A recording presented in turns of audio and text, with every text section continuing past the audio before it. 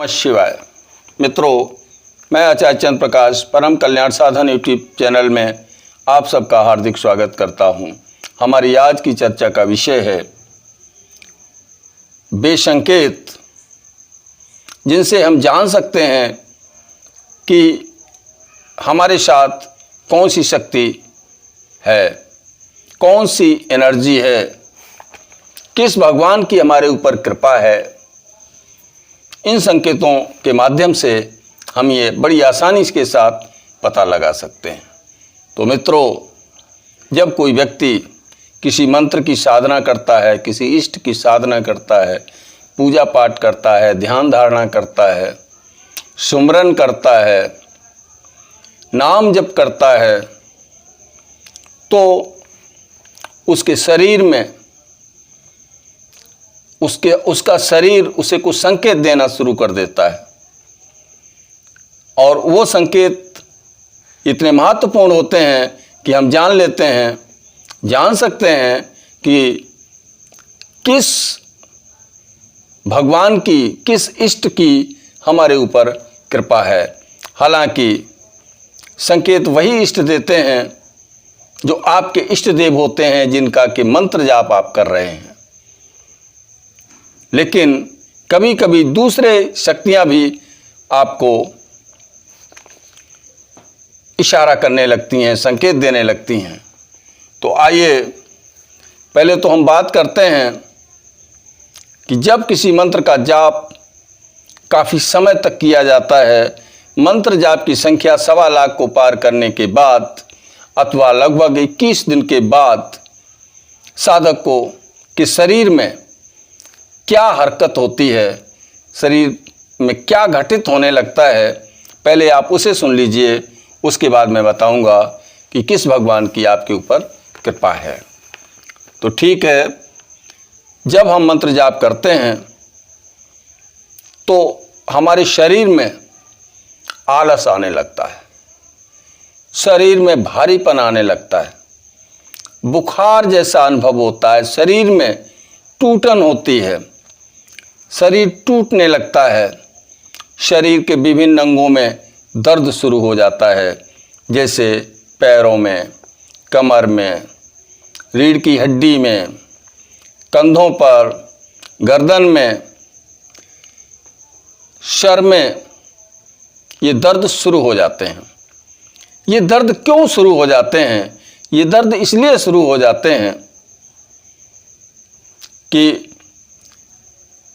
मंत्र की ऊर्जा, मंत्र की एनर्जी हमारे शरीर में प्रवेश कर रही है और वो इतनी अधिक है कि शरीर अभी उसको अपने में पचा नहीं पा रहा है, अपने में एडजस्ट नहीं कर पा रहा है। इसे एक उदाहरण से समझ सकते हैं। जब कोई व्यक्ति शुरू में व्यायाम करना शुरू करता है तो उसके शरीर में दर्द शुरू हो जाता है, परेशान हो जाता है वो व्यक्ति कि कल व्यायाम करूं कि न करूं, अभी तो दर्द बहुत होता है। लेकिन यदि वो हिम्मत करके व्यायाम जारी रखता है, लगातार करता रहता है, तो फिर दर्द अपने आप ही शांत हो जाता है। उसके लिए उसे कोई दवा नहीं खानी पड़ती।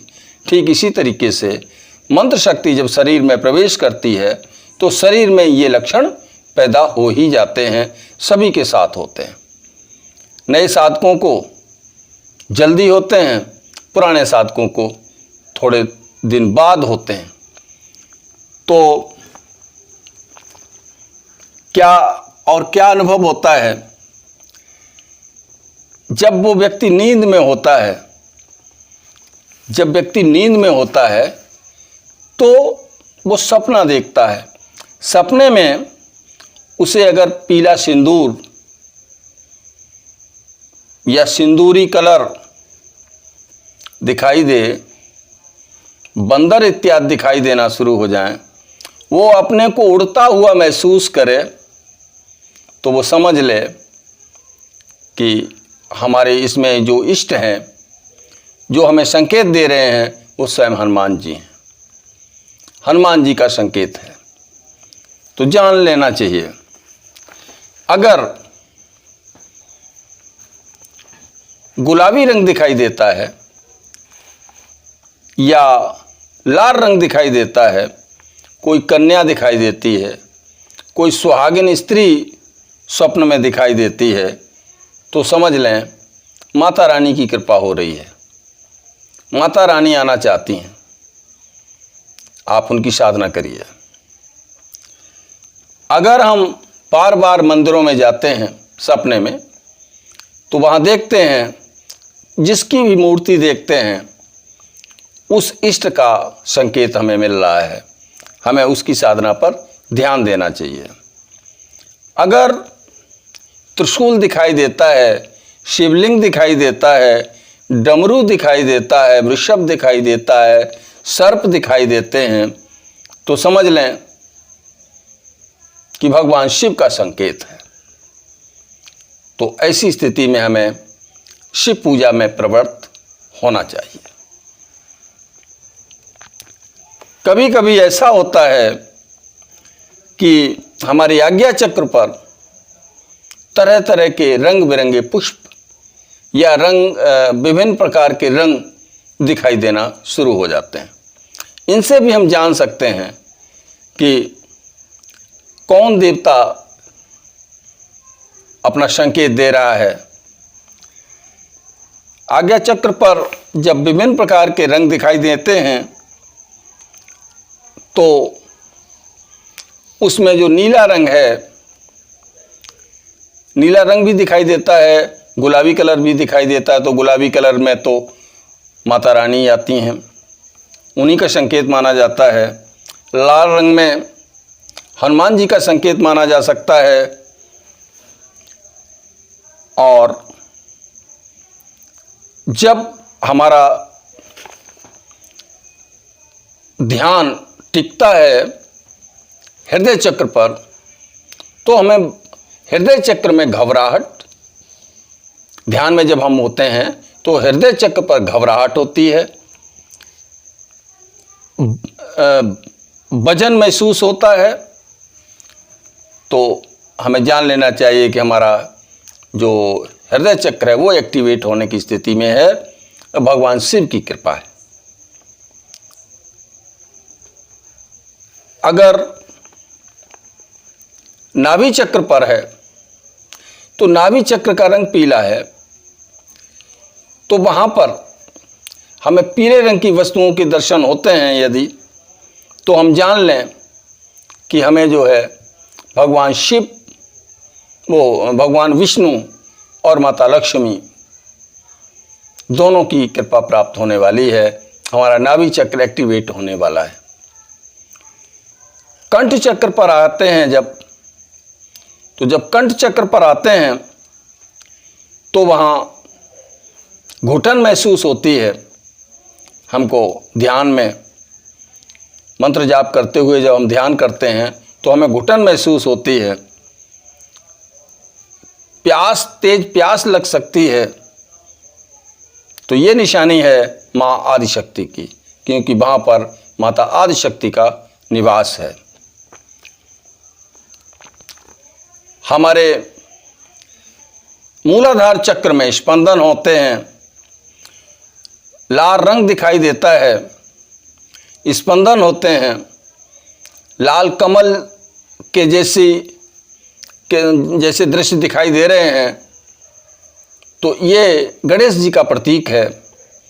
और यहाँ पर काम भाव बहुत अधिक होता है, काम वासना का ये क्षेत्र है। तो हमें जान लेना चाहिए कि गणेश जी हमको